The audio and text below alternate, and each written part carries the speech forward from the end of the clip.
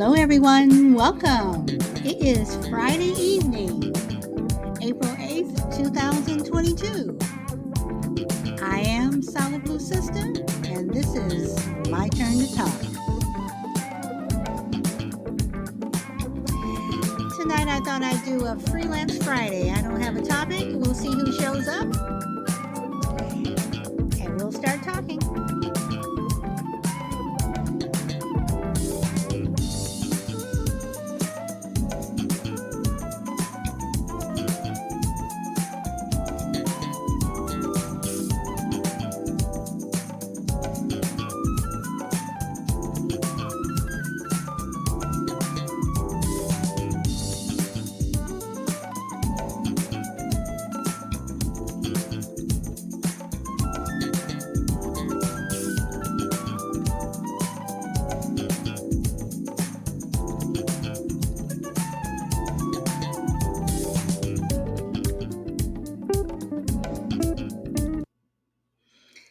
Okay, so we'll see who shows up, and we will see, like I said, where this conversation takes us. Who wants to come on and who wants to start up a conversation or a topic? I don't know, but we shall see. So, yesterday I was on, and that yesterday's show went a lot of different ways. It started with the, no, I didn't ask you, and the word no, and how many meanings does it have? Or you can just say no, and people, get it the first time, or do you have to keep saying no over and over and over? To talking about Weinstein and Bill Cosby, and then we went to Hillary Clinton, and then we started talking about hot dogs and gravy.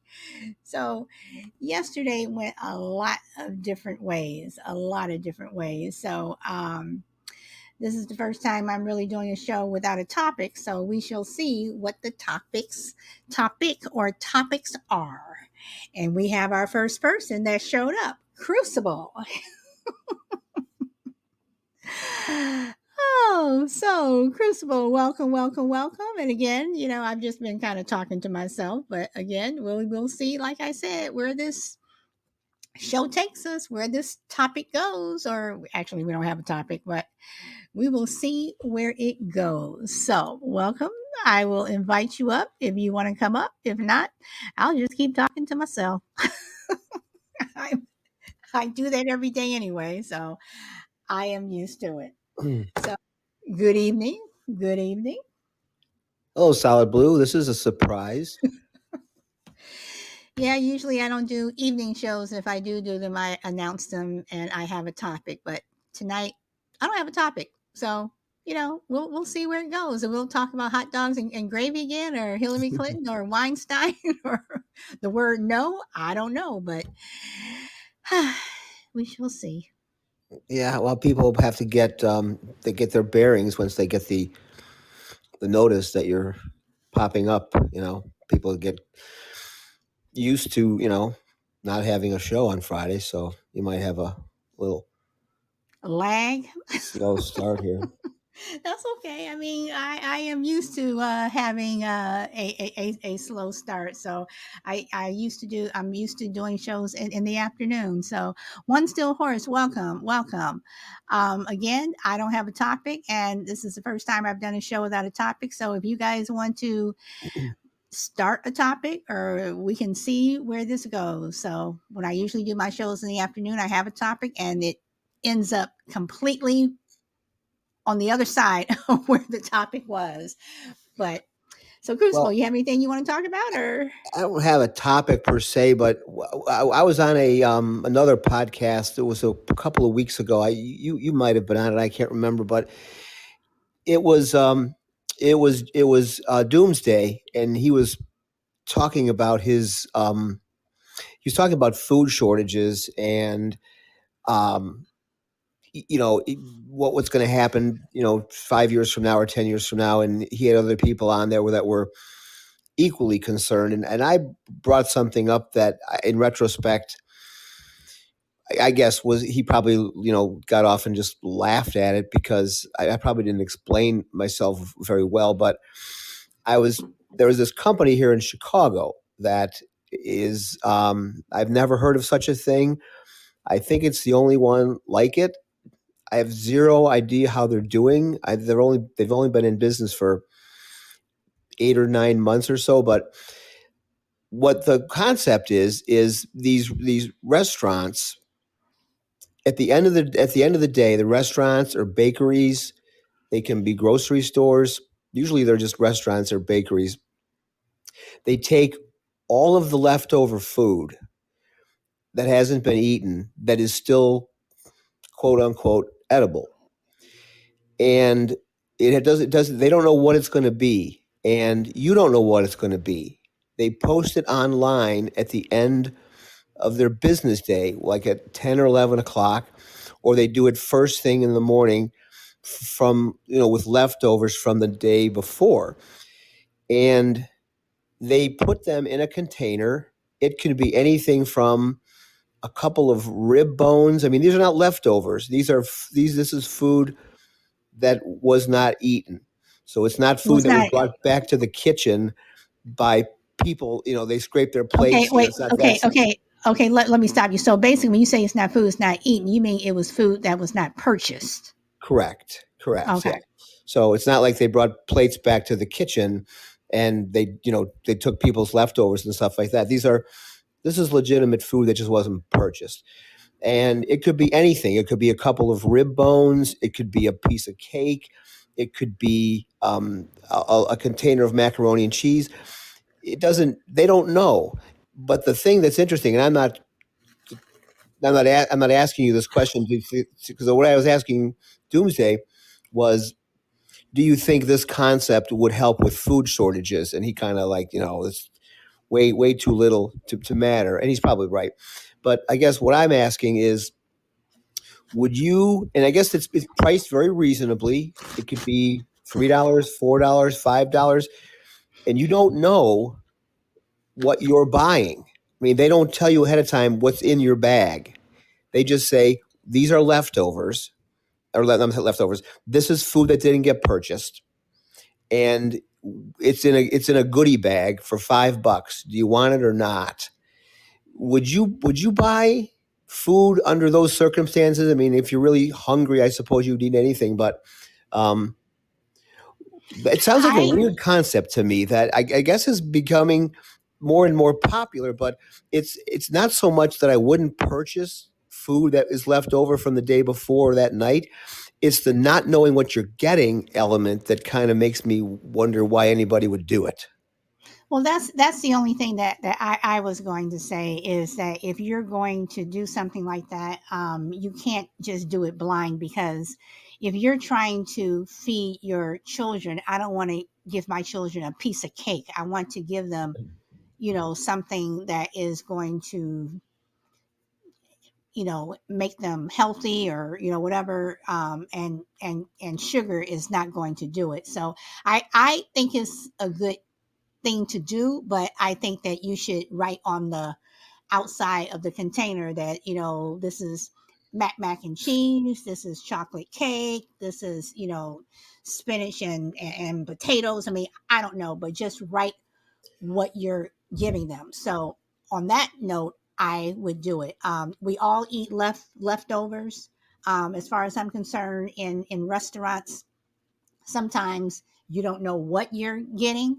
How many times have you seen, some of these shows and some places, on the news where they say that, stuff has been left in the refrigerator for a week and they're, selling it. So on that aspect, if it's just a day old and if you're trying to feed your family and it's a couple of bucks, yeah, I do it, but I want to know what I was getting. Yeah, it strikes me as these are people who either late at night, either they're really, I don't think these are really people who are starving, but they're really hungry or they're stoned or something. But then you get into, people have food allergies. So how can you just take roll the dice and pay, even if you're only paying $5 for it, and you get it home and you find out it happens to be something that has pistachios in it, or whatever, the peanuts in it, or whatever the case may be, and you have an allergy or something. So it seems like a weird concept to me, but from what I've read, there's the other cities are considering it as well. I mean, I guess when you're talking about food shortages and you're talking about hunger and homelessness and whatnot, I guess on paper it may make a little bit of sense, but it No, doesn't I mean, sound real and appetizing to that's me. and that's why I said that I would have to write on the container. If I were doing it, I would write on the container where everything is. But then again, you look at when you saw all these lines, last summer or whatever, and everyone's standing in line for food. When you get your box of food, you could have stuff in there that you can't eat. You may have an allergy to potatoes or something. Um, when you get those boxes, when you go to the churches that are giving away food, you don't know what is in that box. They're just giving you a box of food. But if it's coming from a restaurant, again, I don't have a problem if it's unpurchased food. If it's something that no one has eaten, and instead of tossing it, which I think is a total waste. I see nothing wrong with packing it up and giving it to people. But again, I say right on the container what it is. That's all I say. But I have no problem with it.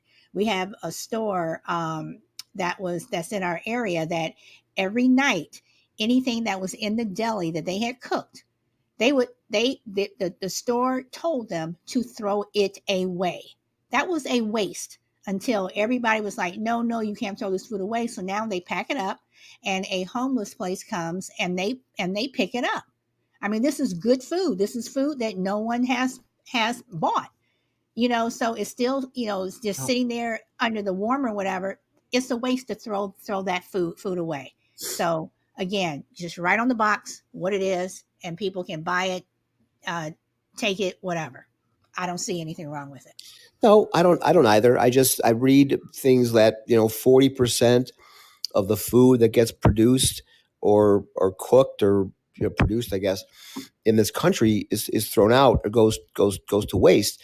So it's an interesting concept, but how that's going to solve the food shortage, I don't think it's going to. But I understand why the restaurants would do it. I mean, you might as well get $5 for a couple of pieces of cake you would have otherwise thrown out. But I don't understand necessarily, why a consumer would want to go that route. But Well, I you know, mean, no, but you can't say that, because again, and I've said on my shows before, you don't know what someone's story is. You don't know if how hungry someone is on the outside. Everything could be fine. So if they have to go to that food um, pantry or that restaurant, whatever, and get a handout, bless them. So if you're hungry, you are going to get it. Like I said, if they're writing what is on the outside, I have no problem with them buying it. So, and on that note, I just want to say welcome, Frankie, Pook, and Lou Rock. So I have no topic tonight. I'm just doing an impromptu show. So if you guys want to talk about anything right now, we're talking about food, shortages, and whatever. So if you guys want to join and come up with a topic or whatever, or join in on what we're talking about now, no problem. So, Crucible, you want to keep talking about your food shortages? Or no, I just was more of a. I'm not really a prepper guy. I'm not a food. You know, um, I'm not anywhere near as wise on these things as the Doomsday podcast people are. But I was more interested in it as a as a business model, as a concept. Would it work as a business? These days you look at people, they start these businesses, and 20 years ago, 30 years ago, and you look back and you think, how in the world did you ever think that would be a business? And they've got 100 locations. They're $1 billion in revenue, and you're like, well, why didn't I think of that? That's the simplest thing. So I'm always intrigued by people who come up with business concepts that, in retrospect, you go, that had to be the stupidest thing anybody ever thought of. And then here we are with a thriving business. So who knows? I mean, 10 years from now, they may have these things in every single city, and you'd be like, well, how come I didn't think of that? I don't know that that's going to happen, but I just Yeah, but don't forget in the 70s we had the mood ring and we had the pet rock. So and people bought it and those people and made then don't millions. forget the chia pet. Yeah. Right. And the chia pet is still being sold. So, I mean, I'm just saying you never know. You never know what is going to catch on. I mean, during COVID, many businesses came up, in someone's basement. So never know. So Well, I it's am going that saying. I think there's a song. I think of a Simon and Garfunkel. One man's ceiling is another man's floor. so What you well, may discard and think, well, I would not going to eat this, or I wouldn't eat that, may look like a gourmet meal to somebody else. So That's who knows? that's why I say never because I have no problem if I'm ever in a situation like that. I have no problem going somewhere and getting a handout if it's going to feed me. So I'm going to go to Pook. Welcome, Pook. Hey, how are you guys tonight? Good, Hey, good, Pook, good. I had to change my profile picture so nobody recognized me. I when I saw that, I totally get it. So, but which anyway, Um, picture? what's that? Which picture? The picture I have of me. Actually, No, it's there's a couple pictures out there floating around about you of you. yeah, I know. I Yeah. just hope the dirty ones aren't out there, right? well, No, I'm kidding. So I had an interesting night. I was able to. I went to a wedding. Um, that I was actually seated at a table with an ex boss, and my departure was fine, everything was fine. And apparently, this particular individual just doesn't like anybody if they ever leave. So it was very uncomfortable for her, not for me, because I'm always, hey, how, hope you're well, blah blah blah. But her, I was able to just let her know that I've been praying for her. It was retribution, I think. I don't know. Maybe that's mean to me, but I really don't care. so okay, so let me ask you this because you bring up a good topic or a Yeah, I good have a question about subject, that too, whatever. but go So, ahead. what do you say about when you work someplace and you're compelled to go to these after hours parties or events or whatever, and if you're an hourly person, more than likely you're not going to get paid. If you're salary, it's like, well, you're on salary anyway. What do you think about places that compel you to go to these after hours things? Because I never like doing it. I had one boss that got really upset with me when I didn't go, and it's like I don't want to go. I'm not interested. I'm not getting paid for it. Whatever. What do you think about that? Um, I personally don't think that it's a company's place to come up with extracurricular events and activities. And the reason why is because you make people uncomfortable in certain situations. You may not have a great working relationship with other people that are going to be there. And then 9 out of 10 times, there's always going to be alcohol involved, and it never ends well, right? So there's always going to be one or two people, maybe a handful of people that are out of control. And I'm that person that just says, you know what, nah. If we go out for a lunch or something like that, that's a different story. But if you are, like you said, compelled to attend certain things in the evenings and those kind of things, I've always been very respectable or very respectful of other people's time, and that's non-working time. So you just don't do it. And this Well, particular, is compel the same as force? I would say yes. yeah, because then you're blacklisted if you don't attend the events, and you Yep. feel guilty about it, and you could be held accountable for it in a nonverbal way. You can be viewed as a non-team player, all kinds of random things. It was interesting because this wedding tonight, the actual groom was terminated by this individual, and the bride was her BFF superstar uh, regional manager for a hotel group. So it was very interesting to see the dynamic because she never had a clue that these two were involved with each other. And he had a discussion with us and said, "Hey, I," and there was five of us that had been either left or I, two of us left. Three of them were terminated, not including the groom, and we were all sat at the same table. And they actually reached out and said, "Hey, what do you think about us putting you all at the same table?" And I said, "I don't have a problem with it." So, you know, you have to be professional, whatever happens.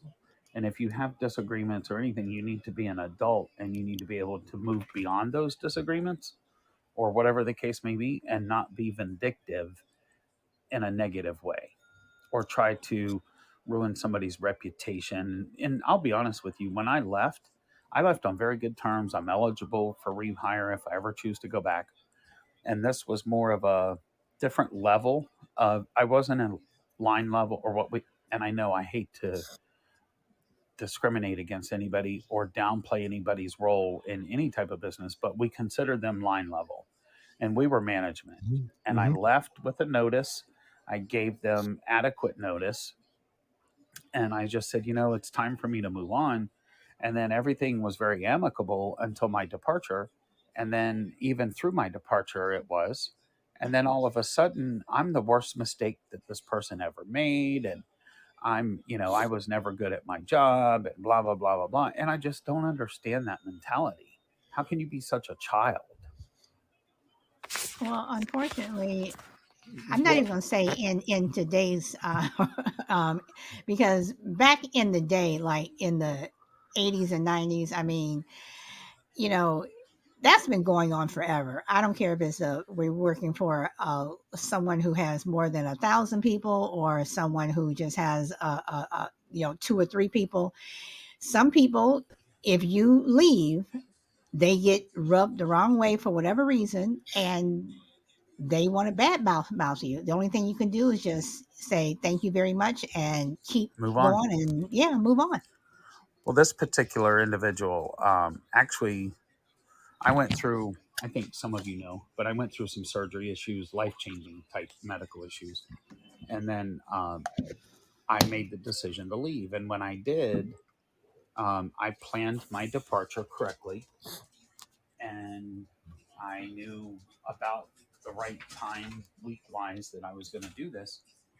And then probably 6 weeks, nobody knew this. Okay, Pook, And you're about, going away from oh, from the I'm sorry, microphone. Yeah. about 4 to 6 weeks prior to my departure, my integrity was questioned over $12. And I was like, $12, really? And I was told you could be held accountable for this and lose your job over this. Now And I this was said, well, after you gave your notice. no, no, this was prior. And to me, that's the holy grail. That's the line in the sand that you don't cross, is questioning the integrity. And unfortunately for them, their report was wrong. So when they did a report and they exported something that screwed up the lines on the Excel report, when they did try to sort something and the number was wrong, but it was a $12 issue. And they implied that I pocketed $12. Now, I will be the first one to tell you that I could care less about $12. I found it more amusing, and I was just like, you know what, you I'm done now. I've turned the switch off, and now it's time for me to make the choice and make my departure. But again, I was very professional about it, very complimentary to them, and wish you the best and all that kind of stuff. But at the end of the day, when you come after me and you tell me that I do this or I do that, we're done. That's just the end of it, because that's just not my nature. well, it's been a while since I've been in the office environment, but boy, it's coming back like it was just yesterday. Yeah, you get a real cauldron of personalities and uh, petty jealousies, and I don't miss. It's like its own petri dish of having to account for things that you're like, are you effing kidding me? Are you serious about that? I mean, you just have a lot of people who just have issues, and they don't leave them at home. They take them to Yeah. work, but um, sometimes you just got to say, not literally, of course, but f you. Well, one of the attendees at the wedding is currently still there, and her and I have always been friendly. Um, and she was telling me that she's been there. She had been there long. Well, actually, she's been there almost 9 years, 10 years, and she was told this past year the industry standard is a 5% salary increase if you meet all the criterias of your role, right? Which she's consistently exceeding those criterias. And then she was told that she is not worthy of the 5%. Nobody is.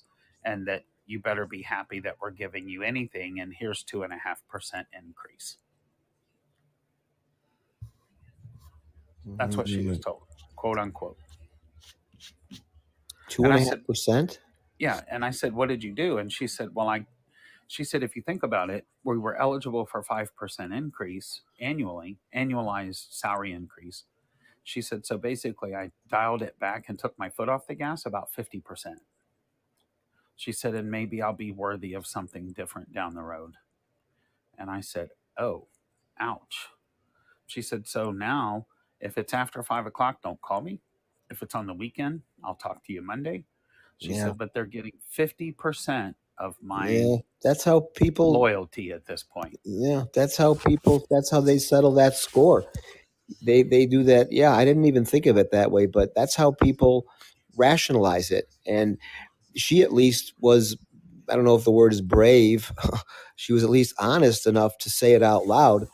A lot of people won't say it out loud, but they'll do exactly what she's going to do. They'll start mailing it in, and they'll do the bare minimum just to keep their job. And you wonder, for companies, is it worth the extra 2.5%?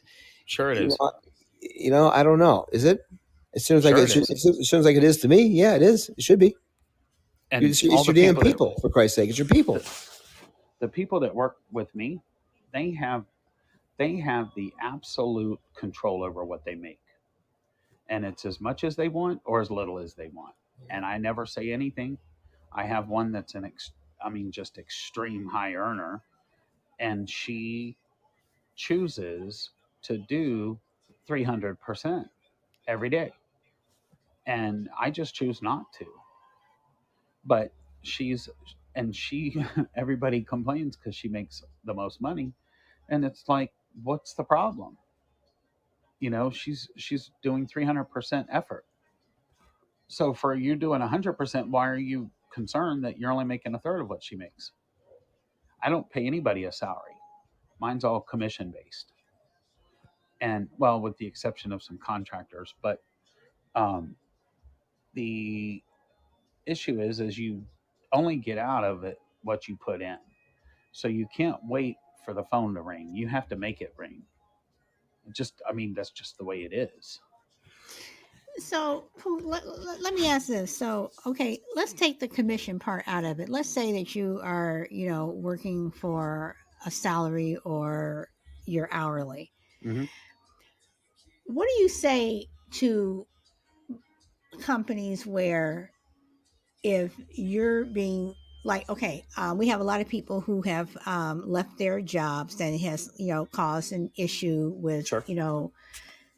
getting things on the shelves and things like that. So, what do you do when you have people who say, you know what, you're not going to pay me enough to do my job and you're treating me a certain way. So, I'm only going to do the bare minimum of what I have to do. I'm going to get my paycheck. And exactly at 5 o'clock, I am leaving. I'm not staying until 5:01. Do not ask me, hey, before you leave, can you unpack that other box so we can have it on the shelf for when the customers come in tomorrow? And you're like, nope. And I give you the finger and I leave. Mm-hmm. Do you think that's fair? Do you think that is fair for an An employee employee to to do say, it. yeah, to say, you know what, you aren't paying me enough. You treat me like crap, or I have to deal with these customers who come in here. I'm not getting paid enough. I'm going to do the bare minimum that I have to do, that I'm legally have to do Do not ask me to do any more, any less. But at the same time, then at my review time, when it comes for me to get a raise, should that be held against me because I'm not going that extra mile, but I've been working here, I come to work every day, I'm on time, whatever. I'm just not going out of my way. So are you going to not give me a raise based on that? Or will you still give me a raise because I should get a raise? Well, first, I don't believe that a raise is guaranteed. Number one. Number two, I believe that the standard of expectations should be set forth in the very beginning. Absolute dead. These are the criterias. These are the expectations, and you need to include any type of progressive discipline if you find somebody that's just basically not a team player, not only willing to do that bare minimum. And then the third part of that is making sure that you incentivize everybody, or at the even better, you grace or you pave the way for them to be better. What happens a lot is these people that are like that just absolutely don't care. I'm only scheduled till 5. I'm walking out. Screw you. Blah blah blah blah blah. It's not my problem, kind of thing. Those people find themselves out on a limb very very quick when it comes to teamwork. And if But you are okay, wasting your time, but should they be? Should they find themselves out on a limb? Should well, I mean is it fair to put them on that limb? here's the thing. So let's just say, for instance, and we can analyze this. Let's just say, for instance, that and you guys know what Six Sigma is, right? Hmm. So when you Hmm. use those specific principles, and you are defining somebody's function in a role, in a position. And here's the thing: if this isn't done or this isn't done, but by the time you leave, are they being counterproductive during the day? And are you maximizing the efficiency model that these people can get these tasks done prior to the end of the day, so you don't have to worry about it? And I think every industry experiences this, where you have people that don't really care. They're just there for the paycheck. But then in the very end, solid, you have to question your hiring practices and your ability to get the right people. But are those people okay? But what about those people? Because I'm going to tell you, I work for an entertainment place here Okay. in Southern Cal, and I had an agent who was constantly busy. I mean, the clients that we had, they were being sent out left and right. They were booking all kinds of things, and I was always able to keep up, get everything out, get scripts out, call people, whatever. I was able to do my job. So the owner of the company, he wasn't a very nice person. Okay, and bottom line, I didn't like him. So Okay. other agents started saying, well, can we start using so and so's assistant to help us? And it was like, well, can you stay later to do this? And it was an 8 to 5 job. And at 5 o'clock, all of my stuff was done. I mean, during pilot season when it's crazy and new shows are coming out, and you have people coming in left and right, and you have all these actors coming in, whatever. It was crazy. I always by 5 o'clock, my work was done, and I'm walking out the door. Okay. So they're like, well, she should be able to stay and help, and she's not a team player. I'm like, well, wait. I've been busting my butt for 8 hours. I've been Hmm. dealing with actors who have these egos and what have you. I've been dealing with this. I've been dealing with this, whatever. Why should I have to stay here? And these people were literally here until like 10 and 11 o'clock. Am I not being a team player because I said no and I'm going home? No, they're not being effective in their leadership Right. skills. So when you say that, hire the right people, so have you hired the right people? And those people get to the point where, it's like that I'm not being treated right, or this is happening, or I didn't get that raise, whatever. So they just say, Mm, you know what, if you don't want to pay me, or if you're going to treat me this way, I'm going to do the bare minimum. I could have been that person that you wanted me to be, but now I'm going to do what I need to do just to do my job and go home. Well, I think there's a point where you start integrating progressive discipline in the very beginning, and you shouldn't be in fear of an unemployment claim, which most employers are. You shouldn't be in fear of some lawsuit that's going to come at you for any type of claim. You just can't, as long as you set those standards in place in the very beginning.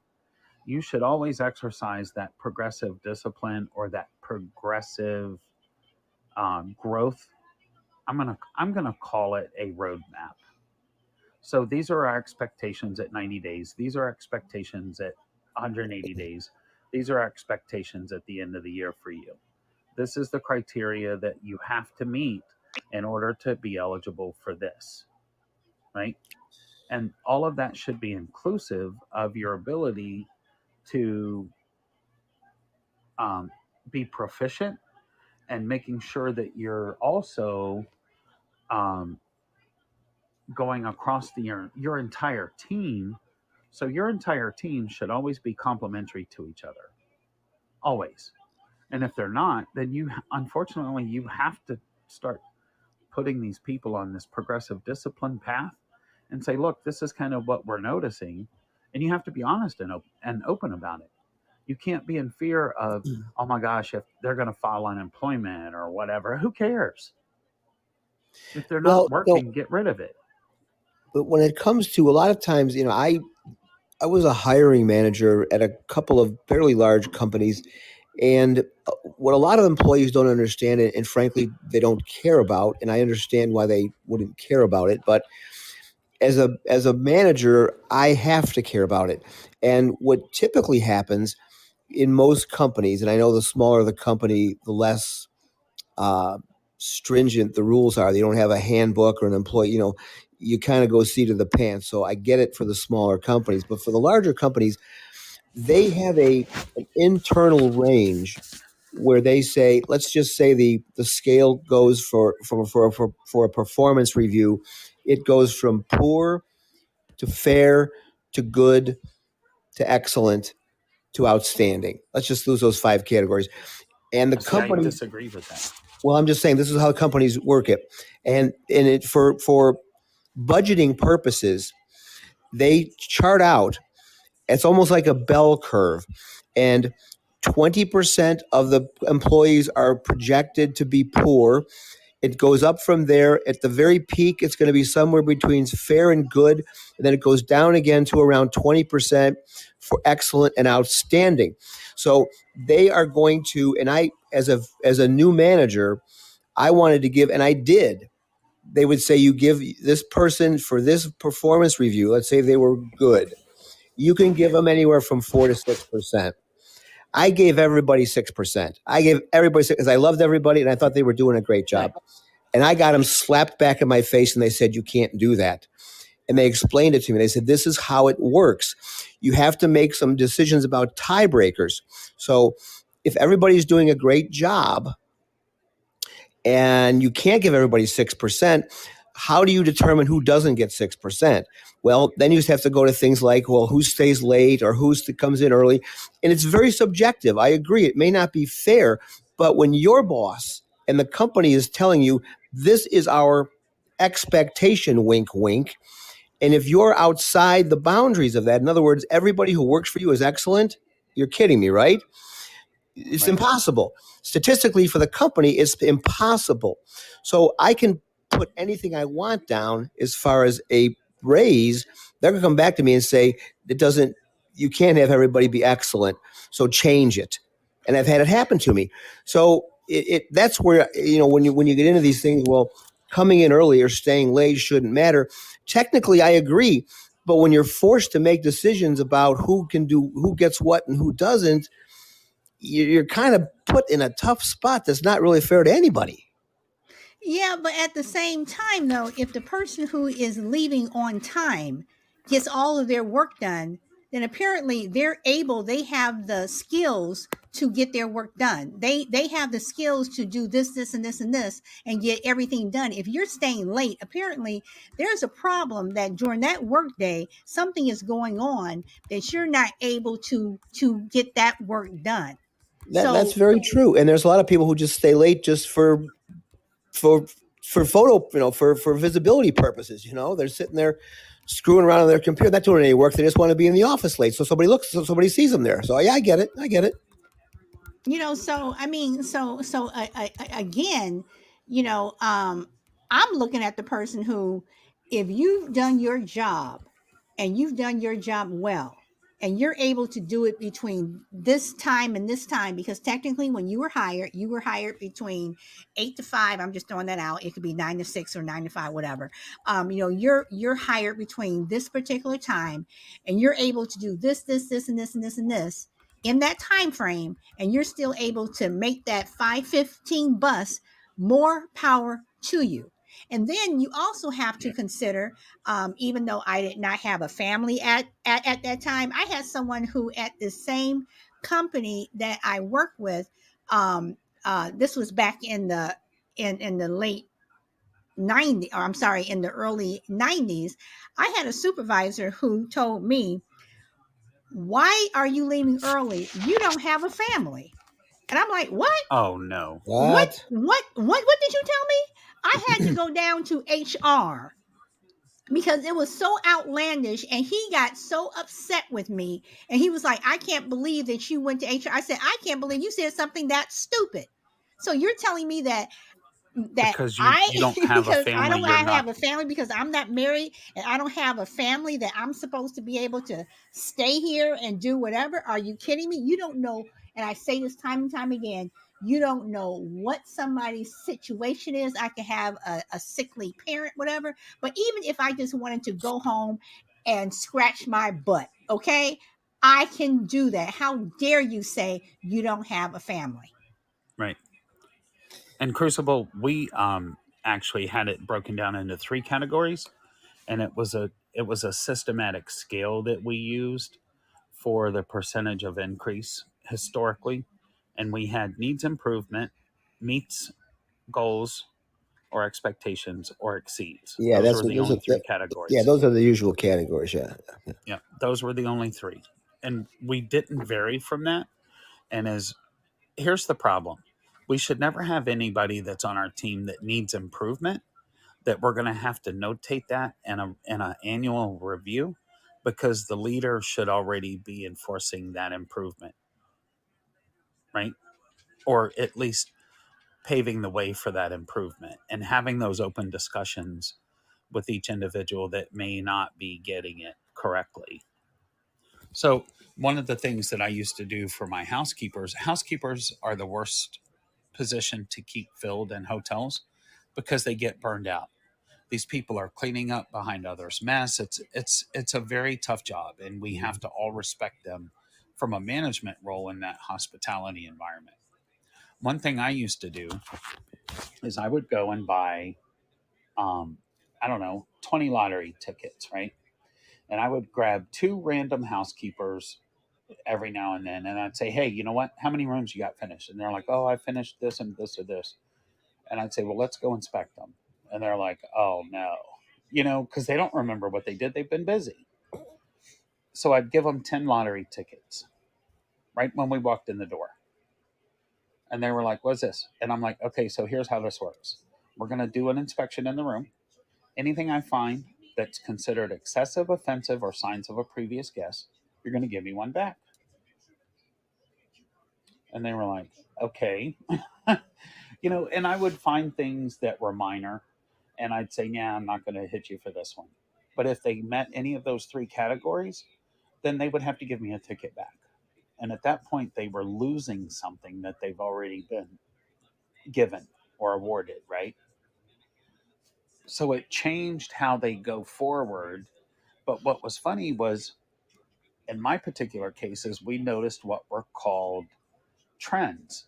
So if I knew that Solid, for instance, was cleaning rooms, and I knew that she consistently missed the top of the light in the bathroom, for whatever reason. Doesn't matter why. But I knew that that was some of her consistencies. We would have fun and we'd joke about it. And then all of a sudden, she's getting or she's getting, whoever, the housekeeper is getting the top of those lights again. But now they drop the ball on something else and they overlook something else. So we always had fun with that because we call them trends. And we would actually mark those trends down on the boards downstairs, and we would just start striking through them, and we made it fun. And the biggest thing is, you guys both travel, so you understand what the expectation is of a guest. The biggest thing they want is a clean room. That's all they really care about. They want people that are nice, and they want a clean room. That's it. But when you have people that don't care, it shows. And when you have people that are rude or that don't like their job, it starts showing. And what happens is they become a cancer in that team. And everybody else just kind of turns their back to that cancer. And that's when you find yourself out on that limb by yourself. And in your case, Solid, I, I believe that it's not your responsibility to stay and pick everything else up.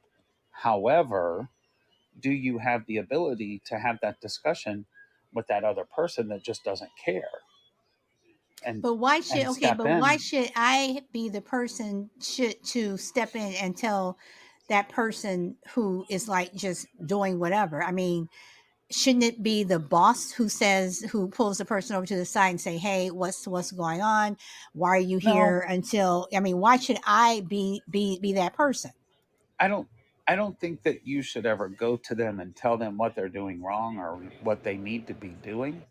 I think it's more of a leisurely approach and saying, "Hey, we have to get all this done by 5 o'clock because you leave at 5. You can restate the fact that they're clocking out at 5, but at 3 o'clock or 3:30, if you can say, "Hey, you know what? We've got to get all this done," and compromise with it, and say, "I'll take care of this if you want to go do that. Which one do you want to do?" And don't give them a choice whether they want to do it. Just ask them which one.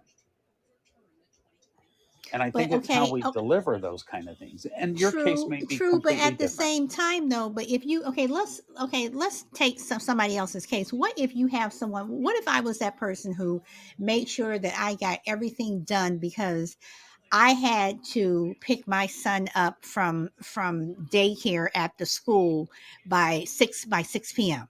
And for a Okay. lot of places, it's like if you don't I've pick dealt your with kid that. I up, know it's it's yeah, it's like right. five So dollars a you have minute. to It's crazy. right.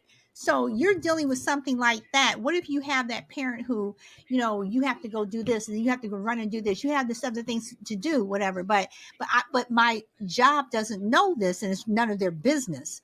But at the same time, it's like I'm still getting my work done.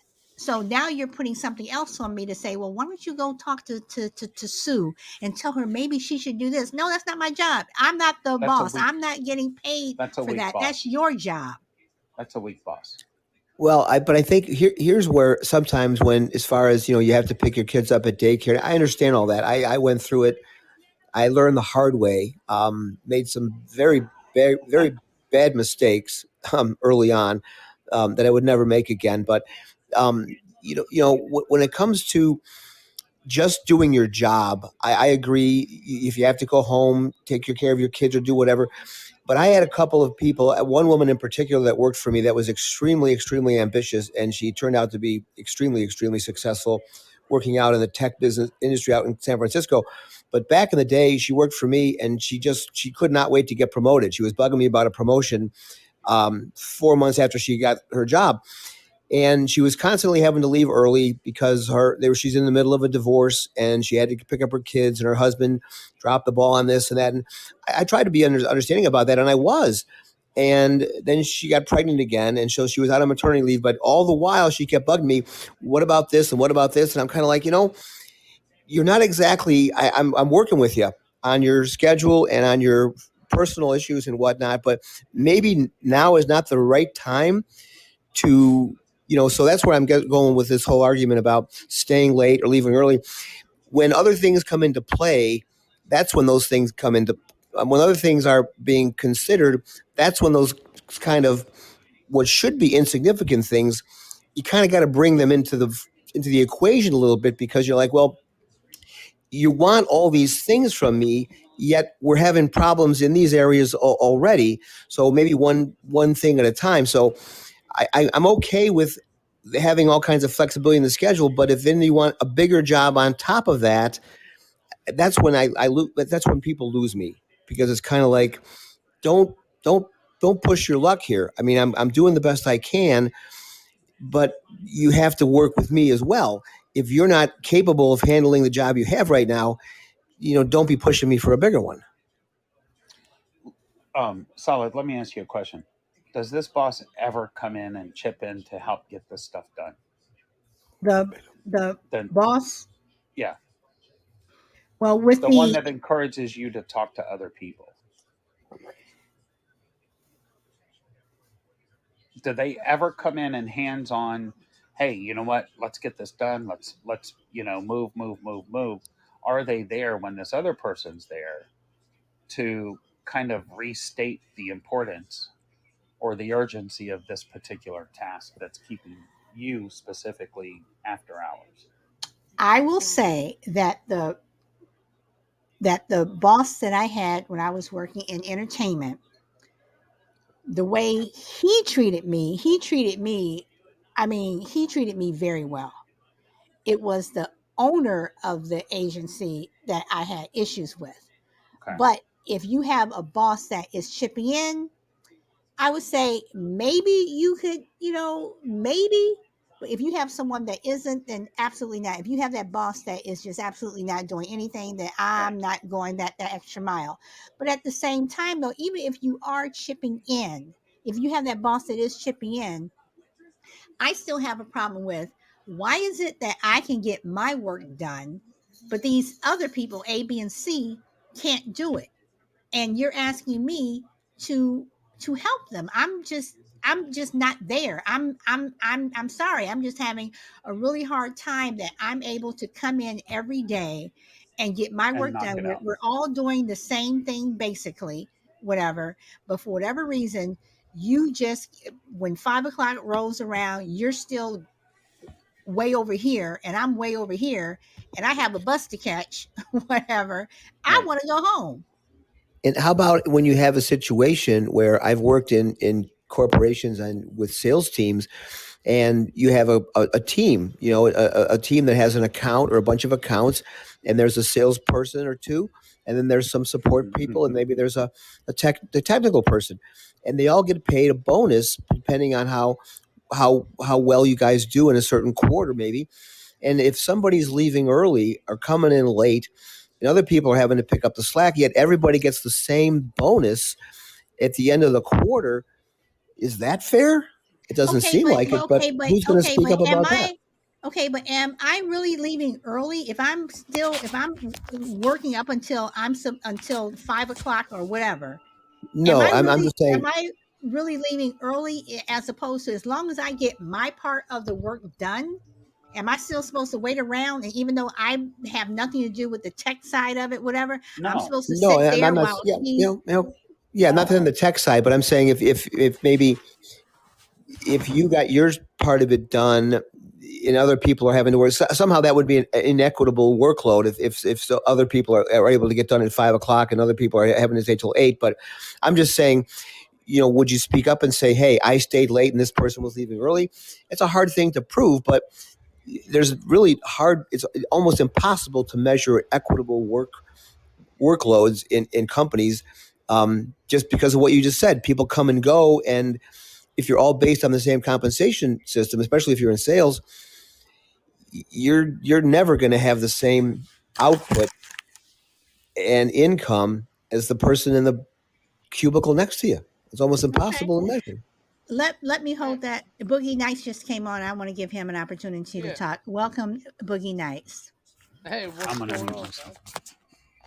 Hello, hello. Crucible, can you mute for a moment? And Boogie, okay. So you've been listening to the conversation. So what would you like to add?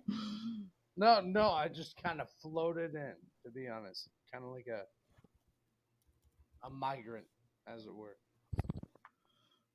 Okay. Do you want to add anything to the conversation in terms of how employees are treated or employers? No, I hate the way employees.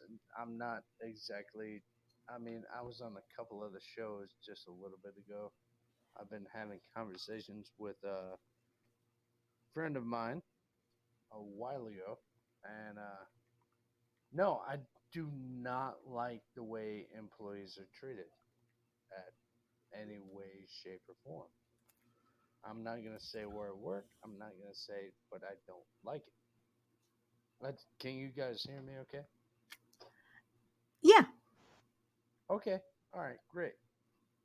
So, all that being said, I mean, I don't. Man, there's a lot of things I could say. Go ahead and refill me in on topics. I mean, Well, I mean, uh, I really, I mean, we've been talking about a lot.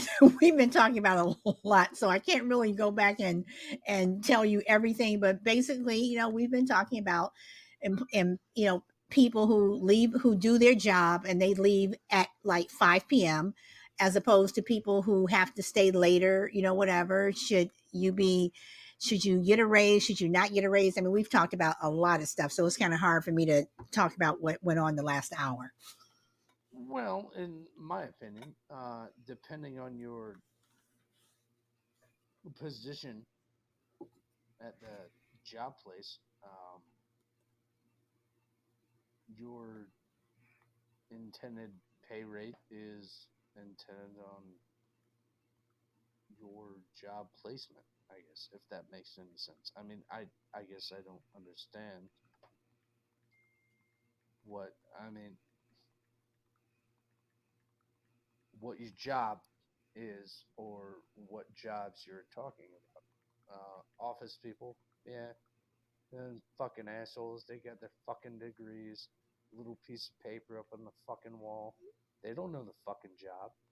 I just told this shit to my, you know, boss the other day. I said, "That's great. You got little paper on the fucking wall. You own the place, but you don't know how to do the fucking job. So how? I don't know. Okay, are you I'm a okay? little Are you lost. talking about No, okay? Are you talking I about the just felt this. workers? Are you talking about the workers who go to work, or are you talking about the employer, the boss who hires them? I again, I'm not sure of the what is the topic? Who's pissed off at who and why? Because I legit just got streamed right in, and I'm cool with that. Well, let me ask a different question to the panel. Do you think unions fix any of what we're talking about? Boogie, do you think a union is good for a workplace, or do you think it's bad for a workplace? I think it's good and bad Okay, because you're I going to have to think come a little closer to your mic. nope, my bad, it came loose. Sorry about that, guys. I've been pissing around all night. I guess.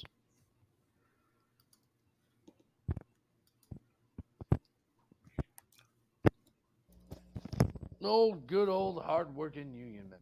That better? Yes, yes, it is. Thank you. A little bit better. No echo, Yes. no background. All right, we're good. No, as far as the union goes, um, I grew up in a union family, and I respect the union. This country was founded on unions.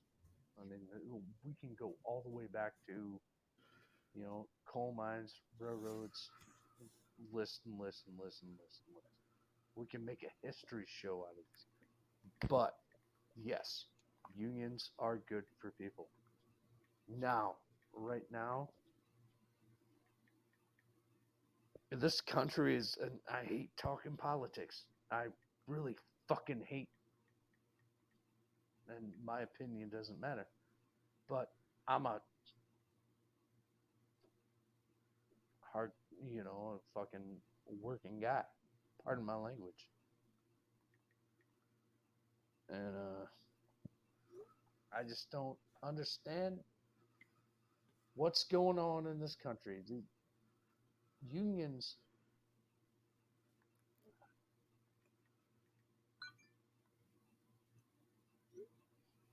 I got to tell you, unions have ruined and made the country all at the same time. That's my opinion on unions. It's,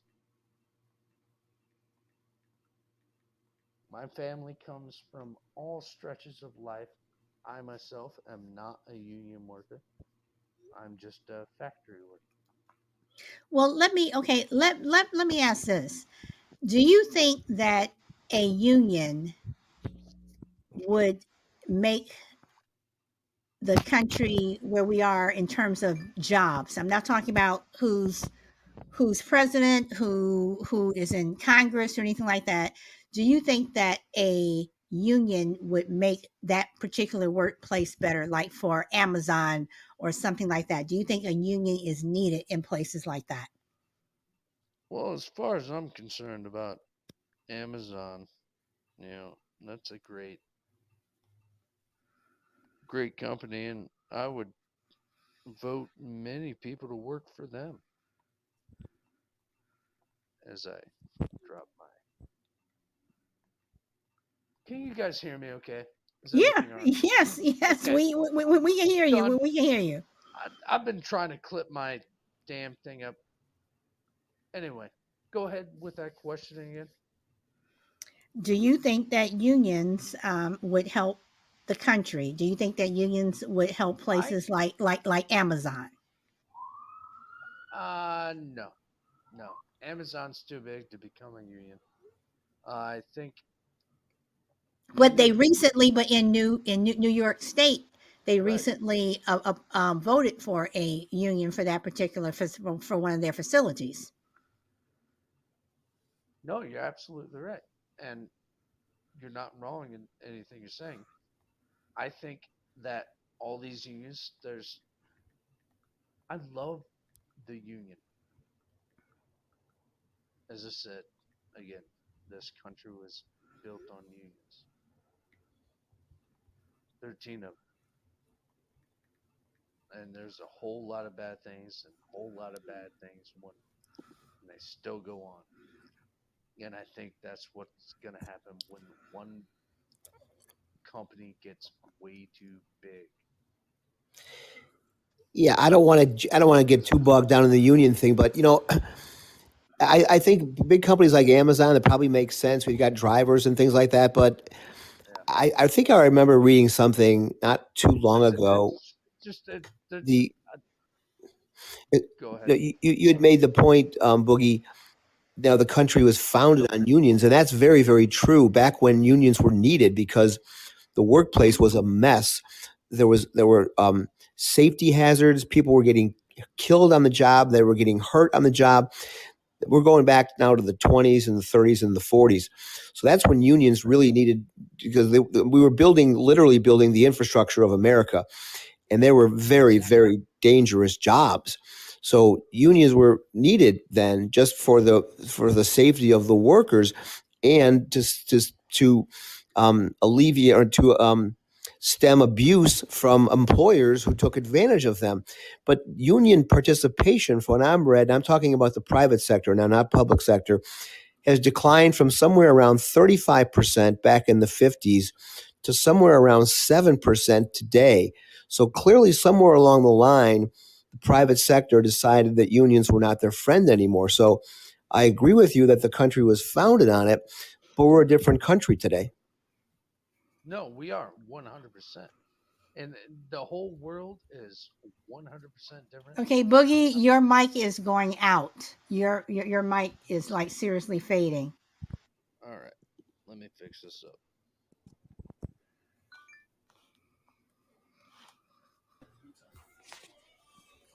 I think Amazon sucks. I think they're the worst company that ever 10%. started in this. There we go. I think they're horrible. They take Thank advantage of you. Main Street businesses. They're exploiting products. They're using algorithms to find the best selling products and going to China and having their own produced for private label. I They're think they're absolutely evil, horrible. personally. I'm not a big shopper, so the capitalist in me says, "Hey, go Amazon," but I don't disagree with you, Pook. And No, they're I making us agree with lazy him. and fat. That's what the capitalist. No, Okay, I'm fat as fuck. Boogie, you are really, really faint. You are really, really faint. I don't know if you're using headphones or what, but you're really, really faint. It's really hard to Can you hear hear you. me now? Really faint. You are seriously faint. And we're happy paying $140 a year to have the convenience of stuff dropped off 5 days late. Tell me how that makes sense. If it ever No, makes it at all. you are no, you are absolutely right. You know, my husband pays for Amazon Prime, and I tell him to stop paying for it, but he pays for it, and so we, yeah, I totally get I it. like the movies, but that's about it. And not sure if anybody knows this, but the last time I looked, it was estimated that Amazon controls about 60+% of the internet systems in the world now with Amazon Web Service, and they control that traffic. I want to say it was like 60 some percent. It's insane. Yeah, at what point? I mean, I'm getting way in the weeds here, and I'm starting to get into topics that I know almost nothing about. But to that's a good point, Pook. As you look at the businesses that Amazon is getting into, um, I'm not an expert in antitrust law, but are we getting to a point where their dominance in so many? I mean, are we getting to a point where we're into an antitrust situation? Well, here's what happened. I I don't know think if we I've are told now with sound. with sound. Huh? No, can you guys hear me? I'm Oh, sorry. You we um, can hear you, but you're faint. So I don't so know what type of mic you're on your phone or what, I'm gonna we can call hear back you, in. but How's it's that? faint. I had a business where we sold accessories for fishing and kayaking and all that kind of stuff, but we sold the kind of expensive accessories. And what was happening was our manufacturers and distributors found that if they sold direct to consumer through Amazon channels, they could literally cut out the retailer and they could sell a heck of a lot more product at a lower price and they're still making their margins of 20 and 30, 20%, right? Based off wholesale net. And it basically cut us out. And where we made our money was in the accessory line. So we would have customers come in, they would literally scan the barcodes of the products on the shelves or on the racks, and then they would order them, and then they would come back and bring those products back to our shop and say, "Here, I'd like for you to install these." And then they were offended when we said, "Well, the labor rate's $85 an hour with a minimum 2 hours." And they're like, "Well, you're you're supposed to install these products because you sell these products." And I said, "Well, you need to call Amazon and ask their tech support teams how to install these." We're talking about transducers to go on the bottom of boats with um, you know, electronic sonar systems and everything else. No, you can do that.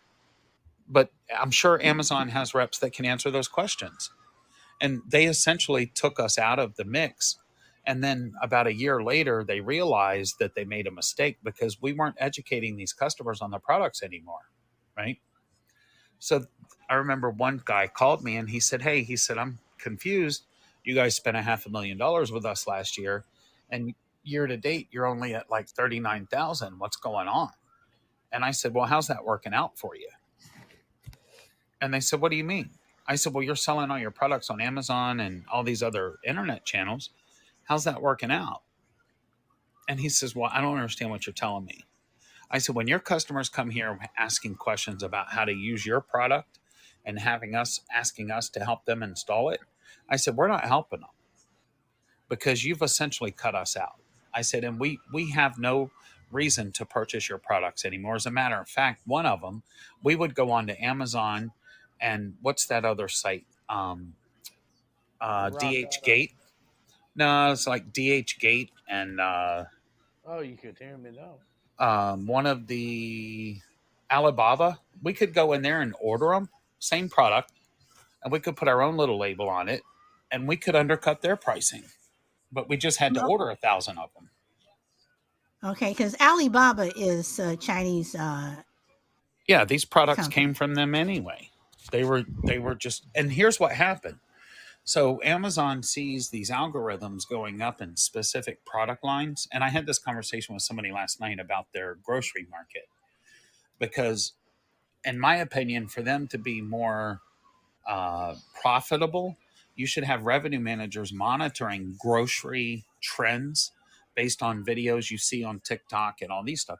And when you see these products moving, you should be able to get in real quick and move those prices up 10, 15, 17, 18 cents per unit.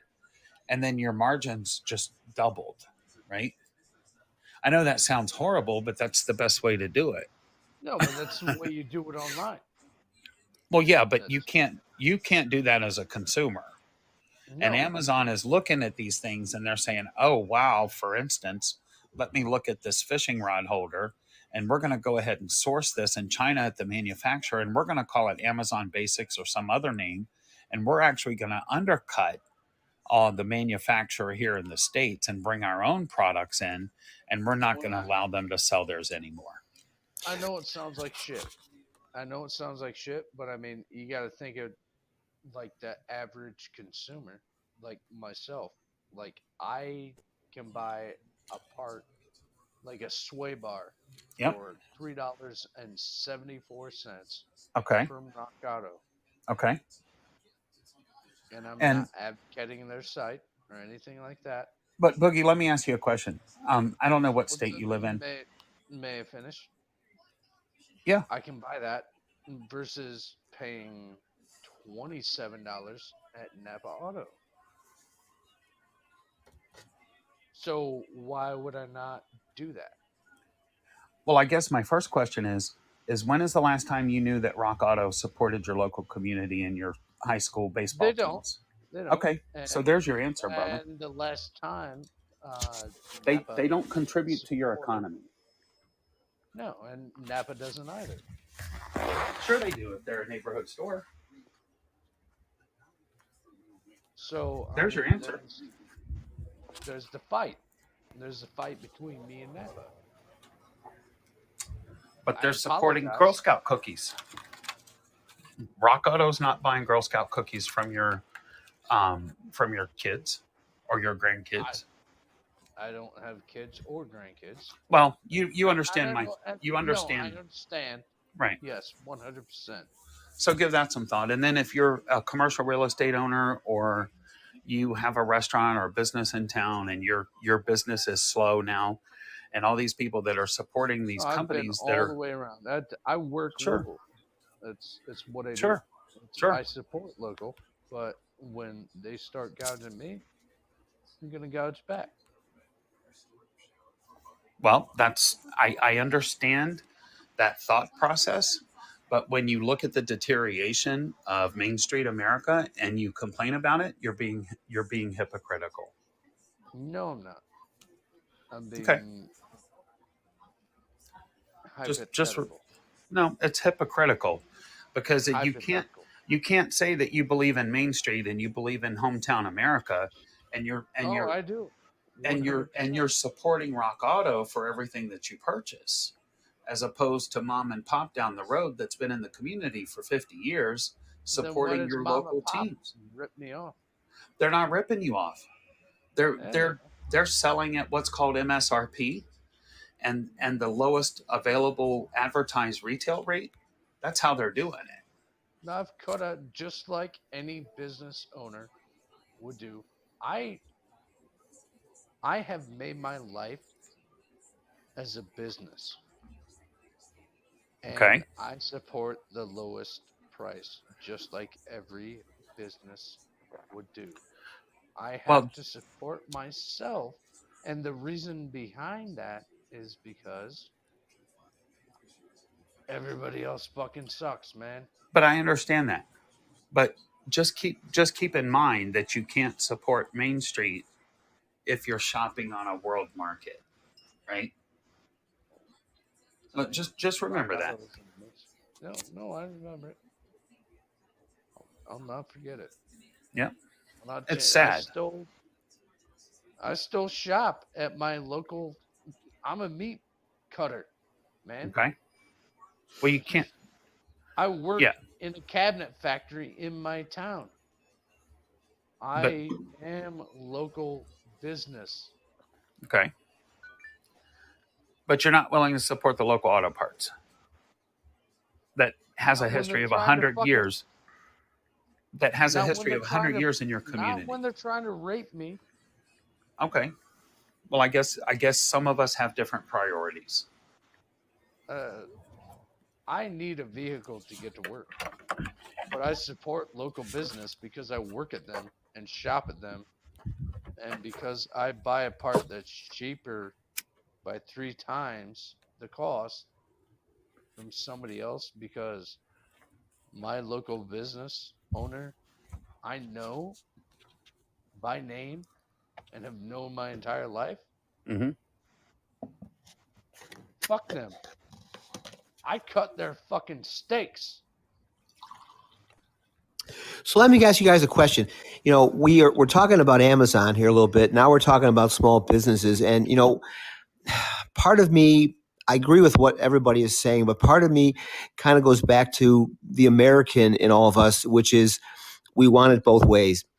We want thriving small businesses in America because they really are the fabric and the vitality and the lifeblood of this country. However, we all want cheap goods and services a la the Amazon route. So we obviously can't have it both ways. So would it be better? And I don't even know if this is possible under antitrust law. And I'm not to keep beating the antitrust drum because I'm not a lawyer. But should we break up Amazon? I Should we think break them up? Amazon. I No, mean, which is more important, cheap goods and services or thriving small businesses? Because I don't think we can have it both ways. Not as long I as think you Amazon's can. around. I think you can hit them in the pocket. I think Amazon, UPS, DHL, all of the, all of them, they're gonna be. There's gonna be a giant war. USPS, that's never going in ever. I does anybody agree with that? United States Postal Service, that will never leave. Well, As it's one of far the as I'm largest employers I in the hope country. I want to make a comment about the USPS because my dad was a postal worker, and for 45 years he never missed a day of work. That And was my grandmother. She was the postmaster here in town. so I have an affinity for postal workers, and yes, all of them are not great, whatever, but I think the postal service is one thing. If we were to lose it, it would be a calamity, and I think the person in charge of it now, Louis DeJoy, needs to go somewhere and go away. um but the postal service, I think, is something the that the world needs. We need the post office. So however they get themselves together, whatever, it is something that they need. And I support postal workers. I support the No, post office, and I support the postal workers. I am with you. Well, solid. You guys, some of you may know that I self travel too. That's one of the hardest things to change people's minds on because the mentality is that you can go online and you can book something online cheaper than you can get direct or using somebody to help you plan certain things, right? Are you talking about a package or a flight? Um, we can talk about any of them. So, No, you're exactly. But right now we're talking about packages. okay, let's talk about a package. So, Yeah, you let's you talk say about that. you Just say have that it you do it. can go online and you can find a better rate than what a travel professional can. Yeah, That may be very I'm a true. logistics fucking expert. Okay, so that may be Okay, very wait. Can I true. can I wait? Can I stop you guys for a moment? Whoever has their TV on or whatever, can you guys turn it down because I'm getting interference? Is that possible? Whoever. So, Mine's on, but it's really low. But I'll try it. all right. So here's the thing. Okay, When go you talk ahead. about a package, Is your and name Chris Miller? a lot of people no, but a Yes. lot of people think Yeah, it is. that you can go to Travelocity or Expedia or Hotels.com. You're searching all these sites. The amusing part to me, knowing the industry We were for the talking last about shipping. Wait, okay, let's still ship for hold on. travel. Let Pook make his statement, and then you So can. the trick is that there's two companies out there. One is called Priceline and Booking.com, right? Yeah, that's They're the called same. logistics. They're the same company. And then you have Expedia that owns everything else. Doesn't matter where you're booking, right? So when you're looking at a package option, what you don't see is what we call a bulk fare, where we're bundling everything and we get discounted rates based on those bundles. That you're not seeing those because you're only being able to book published. What you're actually paying for, you're already getting the service of somebody to help. You're paying for the service for somebody to help you. You're just not getting the service. So the knowledge is paramount when it comes to being able to put a package together for you and being able to understand the ins and outs of wherever it is you're going to go or whatever it is you need to get done prior to the trip or after the trip or during the trip. That knowledge is something you're not going to get from those online retailers. And then from the other side of it, from the operation side, let's just say, for instance, you book a hotel and you're going to get the worst view. You're going to get probably some of the worst rooms because these companies take advantage of these locations or these hotels and they look at anybody that's booking in what we call OTAs, other travel agencies, online travel agencies. They look at them as second class So, because they're taking 25 and 30% commission away from that hotel. prices are now going up 40% to the fuel. Well, sure they are. No, But 100%. Has anybody seen the? I'm sure you guys have the DHL plane from Costa Rica just sliding off the, exploding into flames. I mean, prices are definitely going up. I mean, I was going to go to Boston in Just June, package. and you know, my ticket was $9.70 for a first class, you know, ticket, and I put it on Fairlot, and I realized I had the wrong date, and 3 days later I went to change it, and that ticket was $3,000. No, it was $3,000. It went No from fucking way. it went Oh my from God. $970 first class to $3,000. Have you So seen the price of eggs in my area? the economy ticket was like 1,200. So I'm like, well, I'm not going, you know, whatever. But Can yes, you I Oh, mean, say good. Amtrak? everything is going up everywhere. Yeah. Eggs from 80 cents to $3 for a dozen. I mean, come on, man. I mean, gas might be dropping down a little bit. Thanks, Sleepy Joe. Go fuck yourself.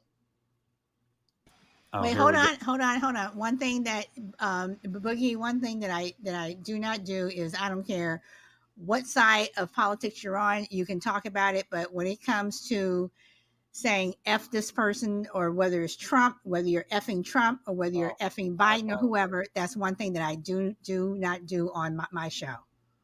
I understand. I Okay. apologize. Okay. First and final warning. I appreciate it. Okay. No, but you guys are right about inflation. I mean, I can't go through the grocery store, and I live by myself, so I don't have to buy a lot of groceries. But I do not know how families are doing it these days. I really don't. I mean, it's just it seemed like about 3 months ago, a pound of bacon was $7, and I think it's now like it's $9 or $10. So these are basic Yeah. things. We're not talking about high end shit. It's no, you're absolutely right. The normal items are just skyrocketing. But we also have to compensate for the better wage, right? everybody wants better wages. So let's be realistic here. Right, and let's not forget this. And I'm not going to get, Woodward, Woodall, I'm not going to Woodward. get political here, but as far as inflation goes, it is a big chunk of it was the stimulus checks that were sent out, and those were bipartisan checks. I Big received money. I received a couple of them. We were all very, very happy to cash them. A lot of people collected a lot of unemployment. They probably spent tens of billions, if not hundreds of billions of dollars more in unemployment than they should have through fraud and whatnot. All that money went into the system. So I'm not a fan of our current president, but we collectively have created an inflation problem because we put so much money in the system, and it's going to take some time to work it out. It's just that's a fact of economics. So it's going to be here to stay. It sucks. And to your point, Pook, it really undercuts the wage increases. We're supposedly as workers making more than we've ever made, historically speaking, on a per hour basis, and yet it's all getting eaten up with inflation. So it's like one step forward, two steps back. Well, I'm happy to pay a little bit more for gas. I'm just going to say it. The reason why is because my neighbors are back to work. I saw So 80 cents 3 years ago. 3 years ago, it was 80 cents for a dozen eggs. And now it's $4. So Well, tell me, I'm in California, so I've been paying $3 plus for a dozen eggs for quite some time, and our gas is now up to six well, I'm dollars a sorry gallon. that You I know, apologize, but our gas is up to $6 a gallon, and California has tried to be its own country for a long, long time. well, regardless of what you think about California, you know, we're already up to $6. So I ride my bike a lot. I don't mind riding my bike because it gives me exercise and my cardio, whatever. But you know, this is where we're coming off of a pandemic, and this is a place that we were going to end up regardless. This is I where mean, we are. well, we also have to fill the cash registers back up from all the corporate tax cuts that you're were given out. exactly right, Yes, sir. yes, You and know, and and that you take the money out and it's not going back in. It has to come from No, somewhere. you're right, right. 100%. Right. All So these you stimulus. look at the tax cuts that that were going on, so I don't want to get No, into I a agree. political thing, but No, we everyone are already into it. has a hand in where we are now. So period. That's where No, we we are. do. We do. Because who on this show has not gotten a stimulus check? I got mine. I got mine. Mine helped pay my son's tuition Yeah, for school. there we go. Here, here, So yeah. got There we mine, go. got Yeah. mine too. I You know, There we go. invested mine. I we also did. all got them. Yeah, So we so can't yeah. have it both ways. We can't have it both ways. We wanted it, There we go. we got it, and now we're kind of the chickens are kind of coming home to roost. Yes, and we Yep. got it from both. Um, we got it from both the Republicans and Hmm. we got it Yeah. from the Democrats. So Hmm. this Yep. is where we are. So we just need to figure out a way to And now we got May collectively 3rd. live together and get through it. Whatever. So Did anybody ever? Does anybody remember the $300 we got? Yeah. Oh, yeah. Wow, I that was, seems like ancient history. it does seem yeah, like it sure ancient does. history. Oh, yeah. It does. And I You remember, know, I remember at the time people said, "Oh, he bought my vote," and I liked him anyway, Yep. but it doesn't matter. No, I'm a but this is, Republican. I mean, I'll we just say have it. come full circle. We have come full circle. So no matter, again, no matter what party you belong to, everybody has had a hand in where we are now. So it's just, how are we going to collectively as a country get out of it? I'm a minimalist, so I don't. Here, here. I just live. I choose to live that way. like I for said, whatever I'm reason. riding my bike, and I have no problem riding my bike to the store. None. Yeah, and I like to travel too, but I'm conscious of what I do. So I think at some point we all are. Well, I will say that I was going to do a Amtrak trip this year to the Grand Canyon, but I'm looking at the rates and what have you, and I still would like to go, but Oh, solid. Just look at the schedules first. Don't even bother with the rates. Just so look at the yeah. horrible schedules. Yeah, so I'm like the Amtrak trip will probably have to wait until next year, but like you said, I like to travel, but I'm not paying $3,000 for a ticket, so I will just stay at home. I have a What's that bus trip that you can go for $40? What's that one? megabus. Megabus. What's wrong with that?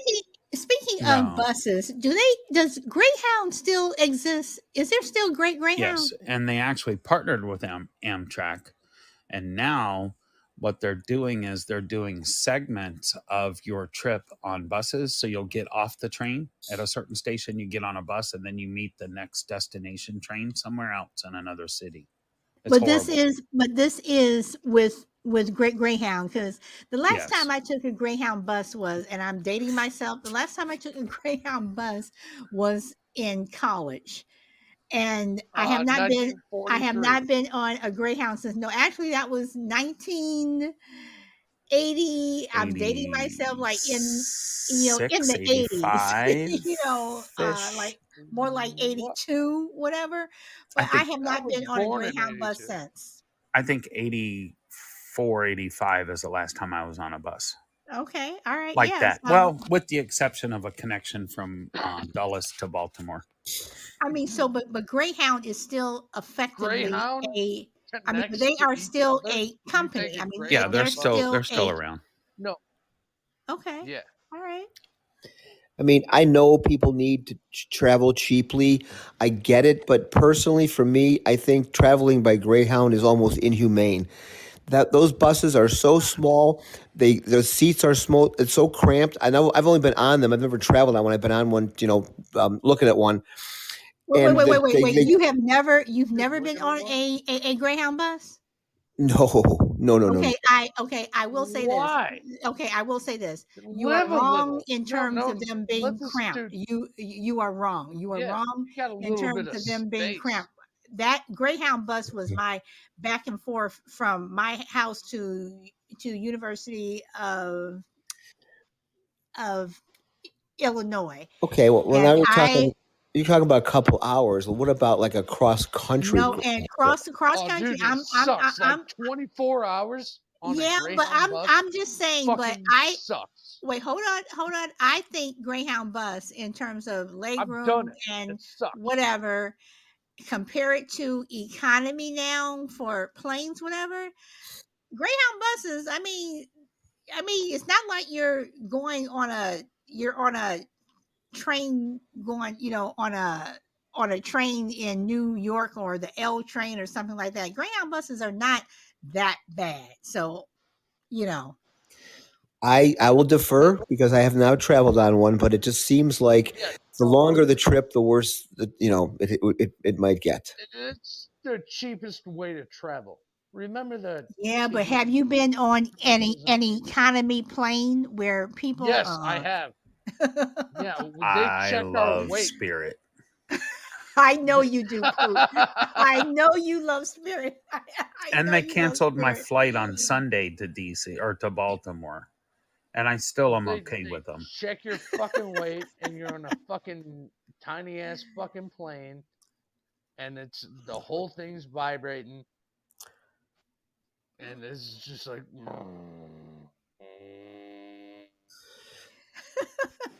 Well, I mean, the part of the problem with Greyhound is the complete lack of control over your movements. I've never been on an Amtrak, but I know, Solid, you've told me about some of the trips you've taken. You know, but depending on how much money you want to spend, at least with Amtrak, you can upgrade. I guess you can get more amenities than you can get on a bus, but at least on a train, You can get up and walk around. You can go into the dining car. You can Yeah. you can Fucking sleep. love trains. The train is got to be a whole different experience. That the train would be part of the trip as far as I was concerned, as opposed to Yeah. Greyhound being the worst part of the trip. If that makes any Okay, sense. okay, Right. but hold on. I have traveled Greyhound. I have traveled Amtrak, which I absolutely love, and I have traveled on a plane. Now, on a Greyhound, you are able to get up, and yes, they do have a bathroom, whatever. They're Yeah, but not you like. don't want Wait, to hold on, fucking hold shit on. in there Wait, Boogie, hold on. With because the Amtrak, whole bus wait, smells like shit. Boogie, hold on. I will let you say something. On Amtrak, they will, I mean, you are able to get up, you are able to go from car to car. However, with Yeah. Amtrak, if you are in a coach car, you are basically relegated to that car. Yeah, The and you got the to keep the your fucking shoes on. Wait, hold on. The stewards will not let you get up and go from car to car unless you're going to the dining car. Or, yes, you can go to the observation car, whatever. But on Amtrak, if you are paying for a cabin, which every time I travel on Amtrak, I pay for the cabin where I have the bathroom inside the cabin. And yes, it is more expensive, whatever. It is nice, whatever. Now let's go to the plane. On the plane, you have first class and you have economy. And Everybody is business in this, class. and you have business class. You are in this little tube. Okay, everybody is stuck in this little tube, whether you're in first class or whether you're in economy. Okay, when I fly, I tend to fly first class.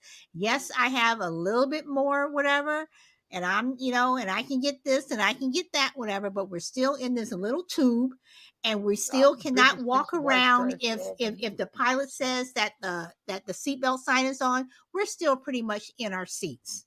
So I don't know. Boogie, you wanted to say something. Yeah, about everything you just said. Go ahead. As far as first class, second class, I've been on planes, this and that, all over the world, all over not the world, the continental United States, flown over, you know, what do you call it? The big, what the hell is that big ass thing between Nevada and The the canyon. world? Grand The Canyon, canyon. There it is. There it is. a big hole in the God. ground. Yeah, the big hole in the ground. That somebody Oh said Lord, help a me. little trickle of water made start happening. I've been on buses, I've been on trains and planes and trains and automobiles. I um I'm I gonna tell you something, Solid.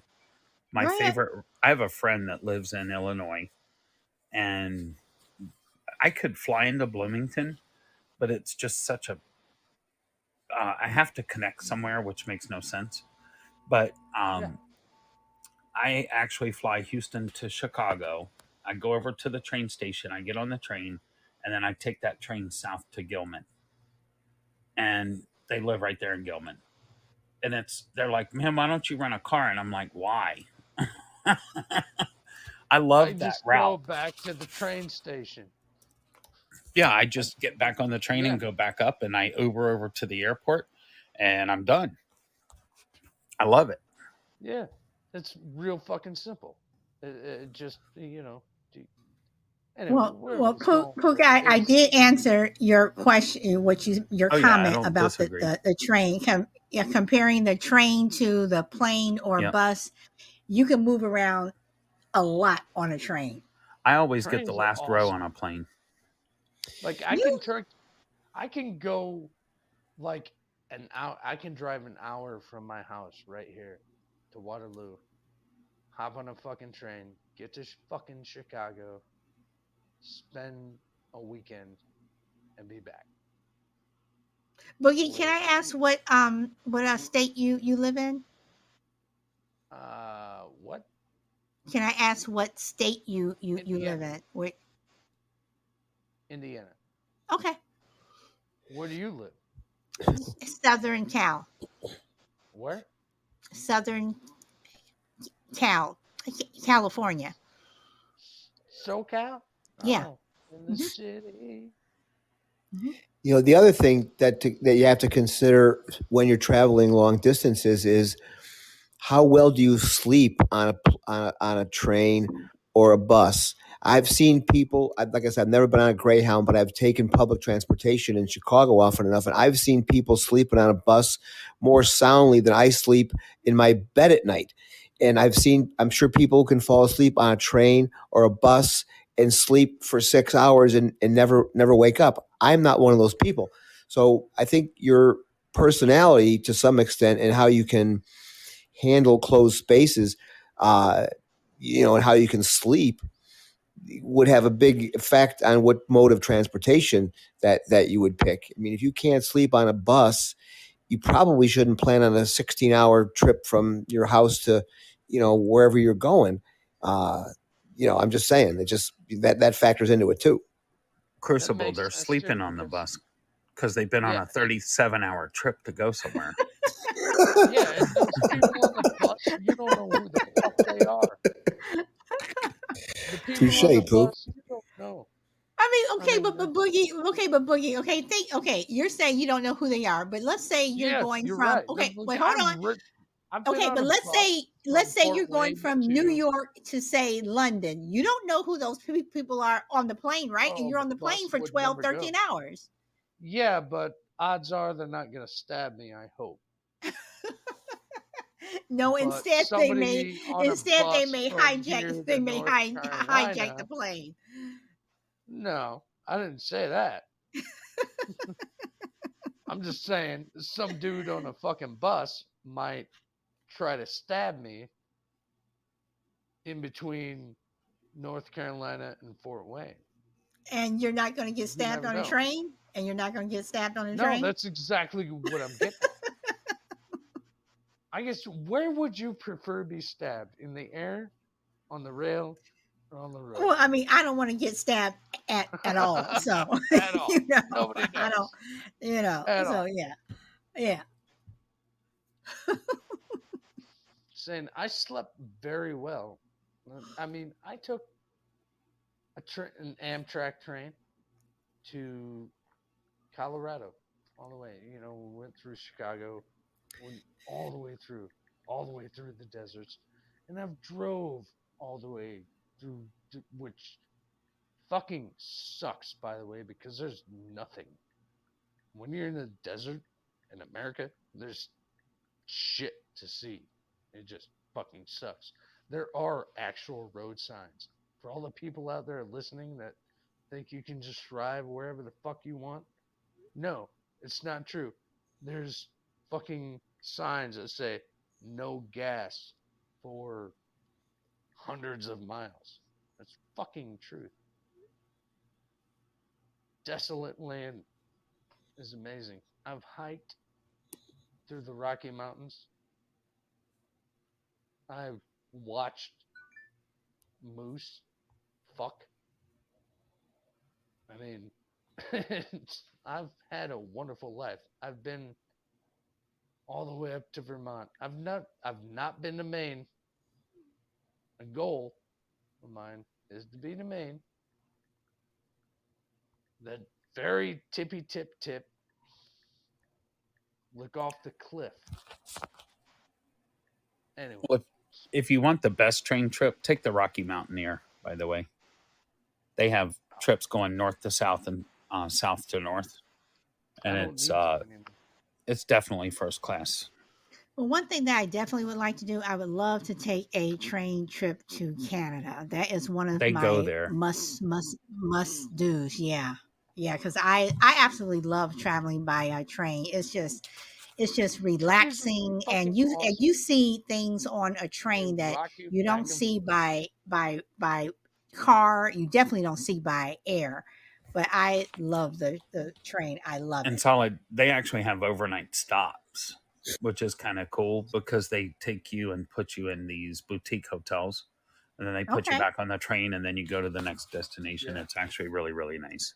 No, it's Okay. very dope. Okay. Yeah, and Yeah. I'm going to let the snob in me come out for just a minute. But first of all, I've never been on a train, but I agree with you, solid. I would like to take a long train trip someday. I think there's a romance in trains, and you do see things that you could never see.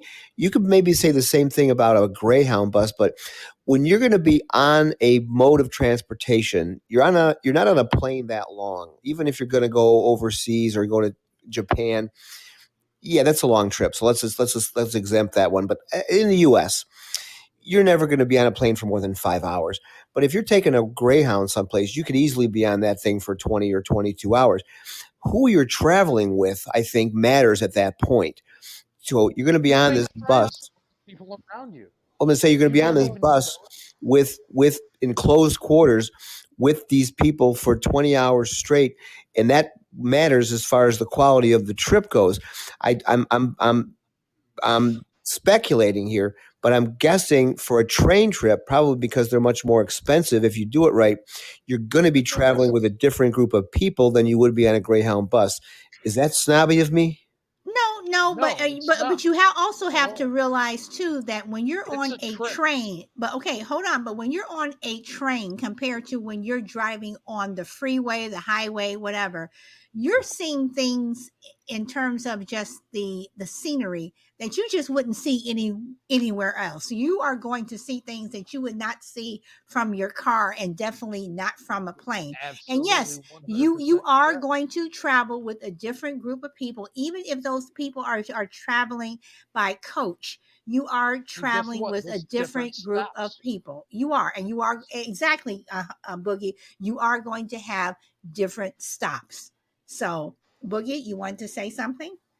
Yeah, I mean, one of the most amazing trips in my life was on that train ride. I've done it like 3 or 4 times. And I'll take a train. I can take a train to New York City right now. Like I can get online, book a ticket, hook up with my buddy. He'll take me into the city. I mean, I can go cross country on a train. Yeah. Are we gonna die? Sure, maybe. Who knows? Could be like Under Siege 2. It'll suck. There's a bad thing going on. But man, some of the greatest things I've ever seen in my life were from a train car. Yeah, yeah. I mean, when you take the train, I mean, I have seen some amazing things that you just don't see. I mean, even if you're walking down the street, you just don't see the scenery and the sights that you see from a train. It's just fabulous. Yeah, but what sucks about the train is it takes 3 days Yeah, to but it get all to. depends upon, yes, true, but it all Yeah, depends upon what accommodations you have. You know, if you're and in a cabin and whatever, it's different from if you're in coach whatever. But either way, right, whether you're coach then or I can cabin, get on whatever, a the plane scenery and go in is 2 hours fantastic. or 3 hours. True, Like I can get from Fort Wayne to Vegas in 3 hours, four true, hours, true, where a train takes 3 fucking days. true. I mean, yeah, I like the ride, but I like the other ride too. Yeah, I and mean, does again, that it make all depends sense? upon how fast you want to get there and what experience you are looking for. Yeah, Yeah, like I said, I probably won't do it, but I think everybody should take a train trip, a long train trip once in their life. And because the train trip is part of the vacation. You know, like you said, you're seeing all these different places, they make stops. You know, you just it's a whole different getting there can be part of the fun. I know that's kind of it sounds like an advertising slogan, but I know, getting there, right? getting there can be part of the fun with a train trip as opposed to a plane or a bus. It really isn't that much fun. But if you make the train, you know, part of your vacation, then you look at travel differently. It's not a forced march. It's your Right. vacation. you're seeing things you've never seen before. I think that's why I Absolutely. like And cruises you so will never much, see again. They're very comparable, Pook. They're very comparable. because you stop at so many destinations if you do the right trips. You just stop at all these places and you can see them. You could never possibly fly into all of those. Okay, guys, we are at the 149 Yep. mark. So, And as I'm I so do sorry for being usually an asshole. from my afternoon shows, I'm gonna go around the room. No interruptions, please. And I'm going to say, does anybody have any last minute things that they want to add? You know, whatever. Phil, you have your opportunity. So I'm gonna start with Crucible. Please, no interruptions. So, Crucible, you have any last words that you would like to say, or words of wisdom? I think you should do more impromptu shows. I think there's a crying out need on Friday evenings, and I think if you start doing more of them, they will find a following. But for as long as I have left on this earth, two things I'm going to try to pledge to do. One is to never travel by Greyhound, and two, to figure out a way to get an Amtrak trip someplace, even if it's kind of a short one, just to see this great country of ours from the rails before I go. So anyway, it was a fun time talking to you guys. Okay, Pook, you have anything, words of wisdom you want to impart before we sign off? Yeah, I'm just gonna read a quote from Bill Owens. True leadership lies in guiding others to success and ensuring that everyone is performing at their best, doing the work that they are pledged to do and doing it well. So that talks about our original conversation in the beginning. Okay, all right. Do you have anything else you want to add besides that? Fly spirit, I don't know. I'm messing with you. No, I'm good. Have a good night, guys. Oh, thank you for coming, Pook. Boogie, you have any words of wisdom you would like to impart? Live life. Why is life? Lo siento, adios mío, señorita. Thank you for the time. It's been a long time since I've talked to any of you. I want to say, why is life important? Because life is all around us. Without life, there's nothing. Okay. And with that, everyone, I'm sorry, Boogie, did you want to say something else?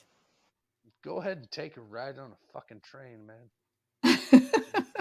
Well, I would say to everyone, if you travel anyway, whether train, bus, boat, whatever, you're walking on a bike, whatever, tricycle, you got to take a train trip because they are awesome. They really, really are. Just seeing the sights that you just would not see anywhere else. And one of my to-do lists is I would love to go overseas and take a train trip because I know that it would be a phenomenal. I just know that it would. So on that note, you guys, this was my impromptu show. I usually do shows in the afternoon. Angie, thank you for coming.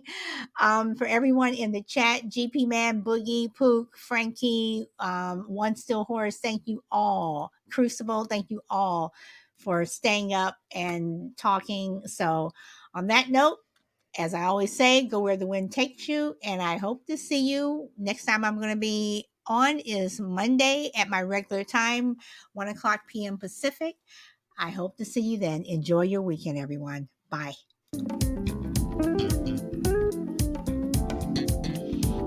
Thank you, Crucible. Thank you, Boogie, for staying on. Thank you for taking the mic. Find me on Instagram. Are you Boogie Nights on Insta? Yeah, I'm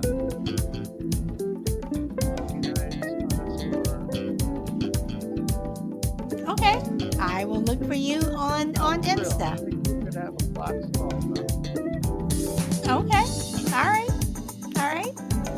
And also, everyone, if you're still on, I will be making an announcement concerning Facebook on Monday. Something I'm going to be doing with Facebook, so it may interest some of you. But this was a good show. And Frankie, thank you. Thank you for coming, Frankie. I'm sorry, Boogie, you want to say something? No. Okay. All right. One still horse. This is your first time on one of my shows, and I thank you for staying the entire time. Thank you, thank you, thank you. I appreciate it.